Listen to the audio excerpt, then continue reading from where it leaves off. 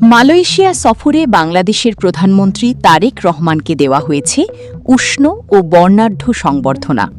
দুই দেশের কূটনৈতিক সম্পর্ক ও অর্থনৈতিক সহযোগিতার ক্ষেত্রে এই সফরকে অত্যন্ত গুরুত্বপূর্ণ হিসেবে দেখছেন বিশ্লেষকরা।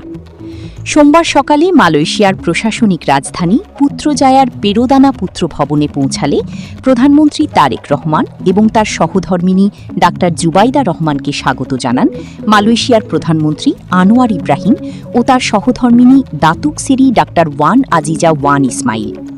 এ সময় প্রধানমন্ত্রীকে লাল গালিচা সংবর্ধনা দেওয়া হয়।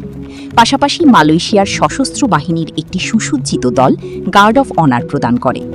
অনুষ্ঠানে বাংলাদেশ ও মালয়েশিয়ার জাতীয় সঙ্গীত বাজানো হয়। পরে গার্ড পরিদর্শন করেন প্রধানমন্ত্রী তারেক রহমান। আনুষ্ঠানিকতা শেষে উভয় দেশের প্রতিনিধি দলের সদস্যদের পরিচয় পর্ব অনুষ্ঠিত হয়। এরপর পরিদর্শন বইতে স্বাক্ষর করেন বাংলাদেশের প্রধানমন্ত্রী। স্থানীয় সময় সকাল 10:30টায় পেরোদানা পুত্র ভবনে প্রধানমন্ত্রী তারেক রহমান ও মালয়েশিয়ার প্রধানমন্ত্রী আনোয়ার ইব্রাহিমের মধ্যে দ্বিপাক্ষিক বৈঠক অনুষ্ঠিত হয়। পরে দুই নেতার নেতৃত্বে প্রতিনিধি পর্যায়ের বৈঠকেও দুই দেশের স্বার্থ সংশ্লিষ্ট বিভিন্ন গুরুত্বপূর্ণ বিষয় নিয়ে বিস্তারিত আলোচনা হয়।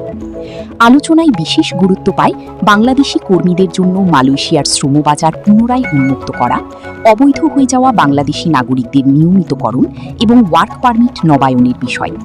এছাড়া বাংলাদেশের আম, ফলমূল ও শাকসবজির জন্য মালয়েশিয়ার বাজার আরও সম্প্রসারণের বিষয়েও আলোচনা হয়।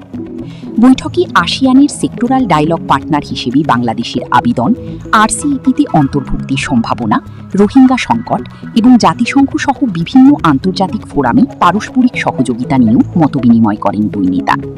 বৈঠক শেষে দুই প্রধানমন্ত্রীর উপস্থিতিতে সংস্কৃতি বিষয়ক একটি সমঝোতা স্মারক স্বাক্ষরিত হয়। একই সঙ্গে সন্ত্রাসবাদ দমন, গবেষণা ও সক্ষমতা বৃদ্ধি এবং বিনিয়োগ সংক্রান্ত দুটি গুরুত্বপূর্ণ দলিলও বিনিময় করা হয়। পরে যৌথ সংবাদ সম্মেলনে অংশ নিয়ে দুই দেশের প্রধানমন্ত্রী দ্বিপাক্ষিক সম্পর্ককে আরও শক্তিশালী করার প্রত্যয় ব্যক্ত করেন। তারা বাণিজ্য, বিনিয়োগ, জনশক্তি রপ্তানি এবং আঞ্চলিক সহযোগিতার নতুন ক্ষেত্র উন্মোচনের আশাবাদও ব্যক্ত করেন। বিশ্লেষকদের মতে এই সফরের মাধ্যমে বাংলাদেশ ও মালয়েশিয়ার সম্পর্ক নতুন উচ্চতায় পৌঁছাবে এবং দুই দেশের জনগণ এর সুফল ভোগ করবে।